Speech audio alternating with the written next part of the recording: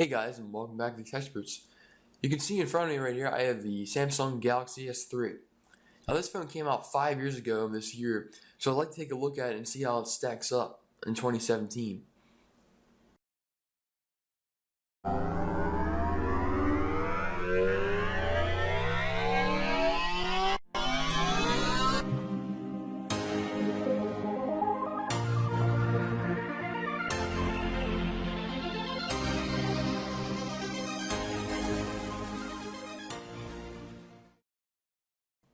Now starting off with the design, you can see this thing is mostly made out of plastic. Of course there's glass on the front for the display, but all around the sides and the back panel here, you can see it's all plastic. And because it's plastic, you're able to pull the back off and get access to the battery in the micro SD card slot. Now the battery has a fairly low capacity at 2100 milliamp hours, but that's to be expected because apps back in 2012 wouldn't use up as much battery life. Of course, you could just take this battery out and swap it out with another one, possibly one with higher capacity, and also just replace it if this thing just doesn't work anymore. Notice I had a fairly standard design for being a Samsung phone.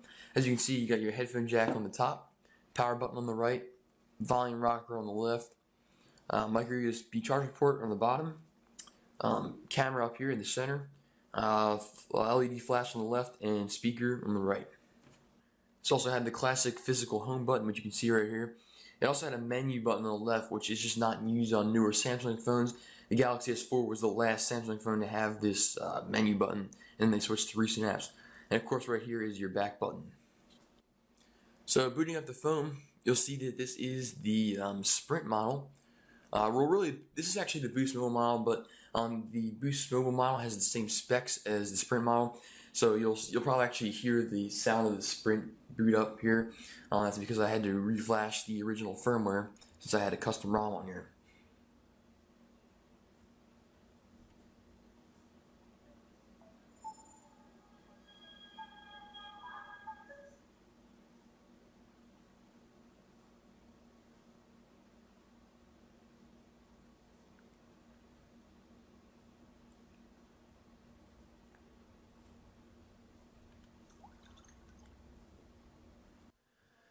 Now taking a look at the display, you can see it still looks good even in 2017. Of course, this is a 4.8-inch Super AMOLED display at a resolution of 720 by 1280, which makes it a 720p display. And you'll notice that the colors just look really good. Of course, that's because this is an AMOLED display. And AMOLEDs just have really good saturation and colors. It still holds up really well, and I gotta say, it does great with video and pictures and everything, multimedia. It looks great on this display. It's actually better than what I've seen on some budget phones coming out recently with LCD displays. So, this is just, there's really nothing wrong with the display, even 5 years later. Just note that, of course, newer phones have 1080p displays and also 2K displays at 1440p. So, even though this is an older display, it still looks really good, and it's held up pretty well. Now, taking a look at the cameras, on the front here, we have the 1.9 megapixel front-facing camera, and on the back is the 8 megapixel rear camera. And both are actually pretty good. I'm going to show you the camera app real quick, kind of give you a sample here. The camera app is also pretty good. It's an older app, but it does the job, and it's got some pretty good settings. Right now we have it set to 8 megapixels on the rear camera, and it's able to focus pretty quickly on the table. Exposure tends to jump a lot when you're looking at different lighting scenarios, but it also it focuses really quickly even with those different exposures, and it's really quick to focus, take a picture, snaps it right away, quick shutter speed. If we switch around to the front-facing camera, it's kind of the same story here. You can see there's the camera, and it's got pretty good quality for a 2 megapixel camera or 1.9. It looks pretty decent. In the settings here, there's different resolution settings. But yeah, you can see I have it on the highest quality right now. And if we switch over to video mode, you'll see the quality that you're able to reach with this rear-facing camera here. You can actually go up to 1080p, which actually looks pretty good on this phone. Of course, the stabilization is just not there. There's no optical image stabilization or even software stabilization. But they do have this anti-shake mode, which I noticed does work okay. It's not as good as real stabilization, but it's not bad at all. Gotta admit, it's pretty good. As you can see right now, I'm putting up a couple samples from this camera. as you can see, the quality does look pretty good, but you'll see in lower lighting it tends to look a little grainy. But of course, this is an older camera, and the aperture isn't all that great, so and there's no stabilization either. So you can't really get good low lighting shots, but you can definitely get good shots in good lighting, and you'll only really see a noticeable amount of quality degradation when you like zoom in pretty far into the picture. But otherwise, the camera does look really good, even 5 years later, and I think it's really still good. It's up to par with budget phones coming out with 8-megapixel cameras, possibly better, and I really can't complain about it. So yeah, the camera is another area where this phone is still holding up pretty well. Now, the software on this phone is just an area where I'm really not a fan of. As you can see, this is TouchWiz running over Android 4.4.2 KitKat, and there's just a noticeable amount of bloatware on this phone and features that you're probably not going to find yourself using if you're using this phone. Going to the app drawer here, you can see there's some things like Flipboard, Dropbox, Group Play. This is Samsung's own bloatware, as you can see. You got Paper Artist, which I really don't know even what it is to be honest here. And you got Samsung Hub, Samsung Link, S-Suggest, S-Voice, which no one really uses anymore. Boost Zone, which is Boost Mobile's own bloatware. There's just a lot of apps in here I just wouldn't see myself using. And the skin is a little bit tough on this phone. I think if this was running stock Android, it would be a lot faster. But of course, Samsung was just not a fan of that kind of thing and running stock Android on their phones. But if you go into the settings here, there's some settings like motion controls here or whatever you want to call it. It's got a lot of ways to control your phone with motion. But like I said, this is something that I probably wouldn't use all that much. I mean, you got some couple useful ones. Like down here, you can see pan to move icon. So that's kind of useful. As you can see, you can pick up an icon and move it around the home screen just by moving the phone itself. And I could say that's kind of a useful feature, but I still don't see myself using it all that much. And it's a little bit too sensitive for my taste. I think it's not very easy to do. I feel like I'd rather just move the icons just by holding down on and moving it the traditional way. But there's just some bloatware in here I just really don't see myself using, and some features. And of course, motion controls here aren't bad at all, but like I said, I don't think I would use it all that much. You got voice control to use your voice to control your phone, but that uses S-Voice, and once again, S-Voice is just something that's not very useful. If I go into About Device, you do see this thing is running Android 4.4.2 KitKat, and this phone never got an update past that. Back in 2014, that's when this thing got the update. Never got an update past it. Of course, there were some security vulnerability patches, like in 2015 when they released the Stage Fright patch, which was a critical vulnerability in Android. But after that, there was just nothing else. I could see this thing, I think if they updated it past it, there could have been some noticeable lag because this thing doesn't have the specs to handle, newer versions of Android on TouchWiz. I was able to get this thing to run NuGet on, stock Android, and it runs fine. But I think if this thing ran TouchWiz on a newer version, it probably wouldn't be that great. So I kind of see why I didn't go past it. 2 years of support is just standard for Android phones, and especially Samsung phones. But of course, it runs pretty good on KitKat, and there's really not that many app compatibility issues.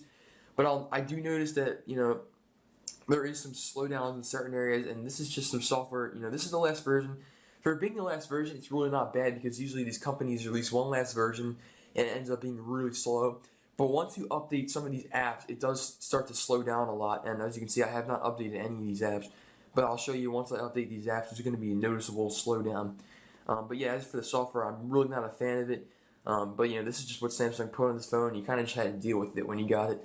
But yeah, we're gonna go over to performance next. I'm gonna show you how this thing performs, and yeah, let's do that right now. So I just finished updating all the apps on this phone, and you're gonna notice a slight difference in performance. But we're gonna kind of test this phone out, show you how it handles day-to-day usage. As you can see, if you go in the app drawer, all these apps have the latest icons, except for some of the original apps that came with this phone. You'll also notice that Android Pay was installed. So Google actually forced me to install Android Pay on here. It was actually considered an update, which is actually kind of cool. Because Samsung, they used Samsung Pay now on all their latest phones, and because this phone is not supported by Samsung, Google went ahead and installed Android Pay on here because this phone does have NFC. So that means you're able to do mobile payments on this phone, even though it's 5 years old. That is actually really cool, if you ask me. But yeah, all the apps have been updated, and you can see they all have the latest icons. So we're gonna kick some things off here with some little bit of web browsing. So this is the latest version of Chrome. Let's pull up a website. You can do something like New York Times. See, because some of these websites, yeah, you can see here's the website. So, a lot of these websites have a lot of resource intensive, media on it. As you can see, it came out almost immediately, not bad at all. I think already I'm able to scroll through without much lag. I'm actually pretty impressed because I would expect this to be kind of slow, but so far it's loading up pretty well from what I can see here. We could try something like NASA. Whoops, put me a typo there. So yeah, this keyboard's not great, as you can tell. It's a bit hard to type on because the the buttons are not spaced all that well, in my opinion. But let's see here. So since NASA has a lot of media on it, it's taking a little bit to come up. As you can see, it finally just popped up. Here's the latest, stuff that they're putting on here. You can see it's scrolling through without much of a problem at all. So another website that's got a lot of content that shows up. It's actually coming up pretty quickly. I'm really impressed with how well this thing is handling some web browsing, especially on these websites that have a lot more content to load up than what they had 5 years ago. We can also try Amazon.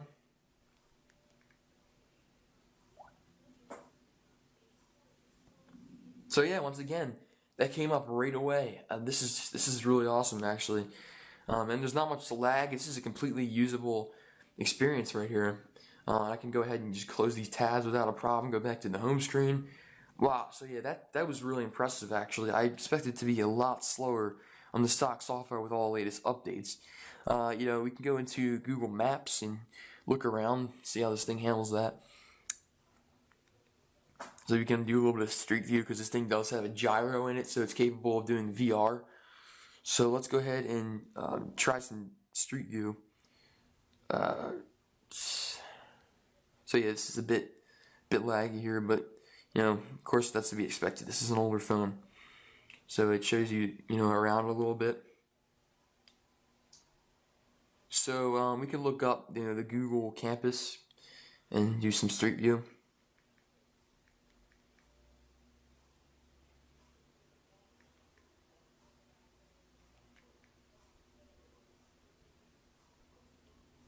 So here's the Cambridge campus. Let's see how this loads up. So we can go ahead and check out Street View.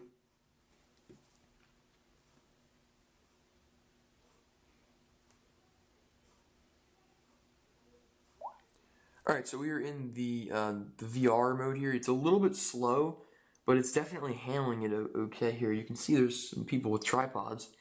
This is actually not bad, I gotta admit.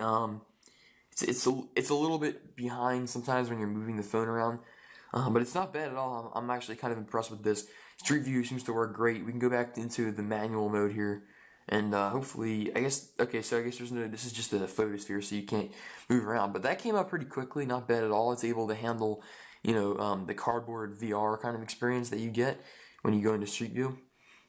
So yeah, that worked without a problem. Google Play is on the latest version, as you can see. It comes right up. Here's all the latest app updates. We can also try some other apps here. So, of course, this is the stock messaging app, so it's going to run pretty well. Let's go compose a message here. Let's just, test this. This is test. So I was able to type that pretty easily. I can go ahead and send it. Of course, I have to add a recipient, but that was actually pretty quick. To do that, we can go ahead and type a number in. So yeah, that was pretty quick. I'm looking at this right now and thinking this is actually pretty fast for a phone that's old. Keep in mind, as soon as you start putting apps like social media apps, including Instagram, Twitter, and Snapchat, that's when things really start to slow down. So you got to be aware of that. I don't have really many apps installed in here at all, just the stock Google apps and Samsung apps. But yeah, like I said, I'm still pretty impressed with the performance right now on the phone that's old. We can go ahead and look at the specs in CPU-Z, which is right here. So you can see it has the Qualcomm Snapdragon S4 clocked at 1.5 gigahertz. It's a dual-core processor. This thing does have 2 gigabytes of RAM, which is actually not bad. A lot of budget phones have that. It says it has 12.2 gigabytes of internal storage. Of course, this is listed as 16 gigs, but this thing does have the display has a DPI of 306. So this is saying 305, but I did look this up online. It is 306. Of course, the 720p display right there. Android 4.4.2 KitKat has a 21 milliamp hour battery. So yeah, we got some. It tells you the temperature and the thermal here. Here's the sensors. They all function properly here. So I mean, the specs aren't bad. You can see the GPU render Adreno 225. That's a fairly old GPU. It doesn't handle most modern games very well. Of course, unless you're going to do some really basic games. But yeah, of course, the specs right here aren't too bad. They are pretty close to what you get on a budget phone. But of course, budget phones today have quad-core or octa-core processors and better GPUs. But other than that, the specs are not really that bad. Looking here at CPU-Z. Okay, so I just did the Antutu benchmark, and you can see I got a result of 22,604. You can judge that yourself. I'm not really great with these Antutu benchmarks, but as you can see, I guess it's what you call it a decent score. It's not great at all when compared to what you get on a flagship, but you can see it. I mean, 22,000. That's not bad at all for a phone this old. But yeah, like I said, newer phones could easily beat this out. Of course, this doesn't really say everything about the phone. It really depends on how this thing actually performs, not necessarily the benchmark. But yeah, this score's right here if you want to know what it is. So to test the speaker, I'm going to play a quick song here through the speaker and so you can see how it sounds. It's on the back, of course, so it can get muffled when you cover it. But let's go ahead and play this to see how it sounds. Of course, there's an ad here. Turn the volume all the way up.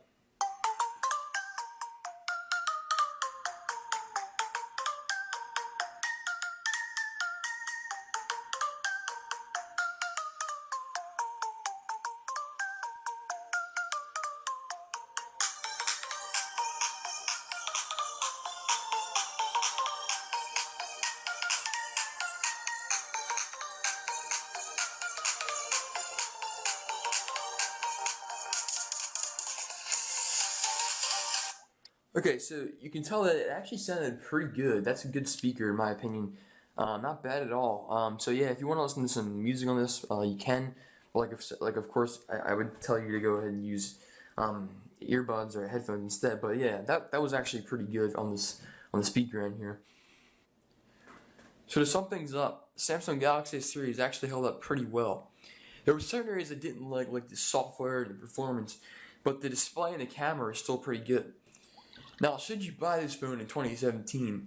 The answer is definitely no. And this is mainly because there are some budget smartphones out there that are pretty cheap and offer similar or better specs.